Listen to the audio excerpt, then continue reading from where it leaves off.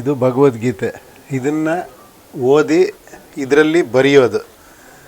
ತುಂಬ ಜನ ಇದನ್ನು ಓದಿ ಭಗವದ್ಗೀತೆನೇ ಇದರಲ್ಲಿ ಬರೀತಾರಂತೆ. ಇದು ಎಷ್ಟು ಸರ್? ಕೋಟಿ, 1 ಕೋಟಿ ಜನ ಸ್ವಾಮಿಗಳ ಪ್ರಕಾರ 1 ಕೋಟಿ ಜನ ಬರೆದಿದ್ದಾರೆ. ಆಲ್ರೆಡಿ ಇನ್ನೂ ಬರಿತಾ ಇದ್ದಾರೆ.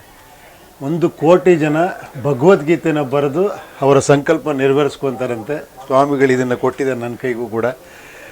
ತುಂಬ ದೊಡ್ಡ ಕಾರ್ಯ ಇದು. ಗೀತೆಯ ಒಂದು ಪ್ರಭಾವವು ನಮ್ಮ ಮೇಲೆ ಆಗ್ತದೆ.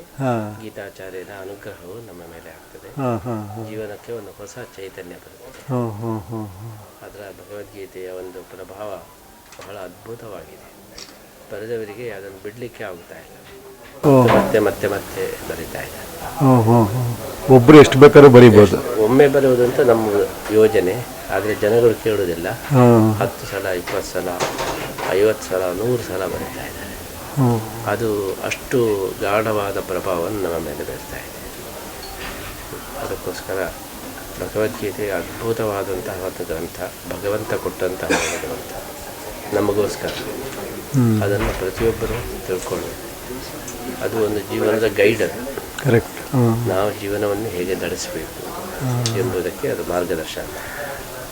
ಅದನ್ನು ನಾವು ತಿಳ್ಕೊಂಡು ಅನುಸರಣೆ ಮಾಡಿದರೆ ನಮ್ಮ ಜೀವನ ಸಾರ್ಥಕ ಆಗ್ತದೆ. ಅದಕ್ಕೋಸ್ಕರ ಎಲ್ಲರಿಗೂ ಅದನ್ನು ಪ್ರಚಾರ ಮಾಡ್ತಾ ಇದ್ದೇವೆ. ಈ ನನಗೆ ಭಗವದ್ಗೀತೆ ಓದಬೇಕಾರೆಲ್ಲ ಒಂದು ಅನ್ಸೋದ್ರಲ್ಲಿ ನಾನೇ ಎಲ್ಲವೂ ಅಂತಾರಲ್ಲ. ಒಂದು ಕೃಷ್ಣ, ಇನ್ನೊಂದು ಓದ್ತಿರೋ ನಾನು ಆಗ್ಬೋದಲ್ವಾ ಅಂತ. ಹೌದು, ನಾವು ಕೃಷ್ಣನ ಒಂದು ಅನುಗ್ರಹದಿಂದ ಎಲ್ಲವನ್ನು ನಾವು ಮಾಡ್ತಾ ಇದ್ದೀವಿ. ಆತ್ಮನೇ ಭಗವಂತನದ್ದು. ಅದೇ ಆತ್ಮ ಕೂಡ ಪರಮಾತ್ಮನದು. ನಮ್ಮ ಪರಮಾತ್ಮನನ್ನು ಸೇರುತ್ತಾರೆ. ಅಂತಿಮವಾಗಿ ದೇವರನ್ನು ಹೊಂದುವುದೇ ಈ ಜೀವನದ ಮುಖ್ಯ ಉದ್ದೇಶ. ಕೃಷ್ಣ ಅದನ್ನು ಬಹಳ ಸುಂದರವಾಗಿ ಹೇಳ್ತಾರೆ.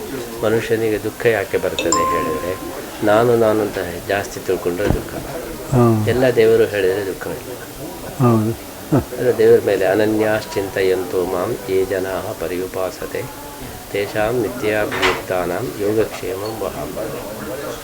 ನಾವು ದೇವರಿಗೆ ಭಾರ ಹಾಕಿಬಿಟ್ರೆ ದೇವರು ಅದನ್ನೆಲ್ಲ ತಗೊಳ್ತದೆ. ನಾವು ದೇವರಿಗೆ ಭಾರ ಹಾಕಲಿಲ್ಲ ಅಂದರೆ ನಾವೇ ಸಫರ್ ಆಗಬೇಕು. ಅದಕ್ಕೆ ಎಲ್ಲವನ್ನು ದೇವರಿಗೆ ಬಿಟ್ಟುಬಿಟ್ಟು ಕರ್ಮಣ್ಯೇವಾಧಿಕಾರಸ್ಥೆ ಎಲ್ಲ ನಂದು ನಾನೇ ಎಲ್ಲ ಅಂತ ಹೇಳಿದರೆ ದುಃಖವೇ ನಮ್ದಾಗ. ಎಲ್ಲ ದೇವರದ್ದು ಹೇಳಿದರೆ ನಾವು ಸುಖವಾಗಿ. ಅದೇ ಭಗವದ್ಗೀತೆಯ ಮೂಲ. ಹೌದು. ಅದರಿಂದಲೇ ಭಗವದ್ಗೀತೆ ಓದಿದವರಿಗೆ ತುಂಬ ಸಮಾಧಾನ, ಶಾಂತಿ, ಸ್ಫೂರ್ತಿ, ಇದೆಲ್ಲ ಎನರ್ಜಿ ಬರ್ತದೆ. ಅದರ ಉಪದೇಶವನ್ನು ನಾವು ಕೇಳಿದರೆ, ಅನುಷ್ಠಾನ ಮಾಡಿದರೆ ಯಾವಾಗಲೂ ಅದಕ್ಕೋಸ್ಕರ ಅದನ್ನೆಲ್ಲ ಕಡೆ ಪ್ರಚಾರ ಮಾಡಬೇಕು.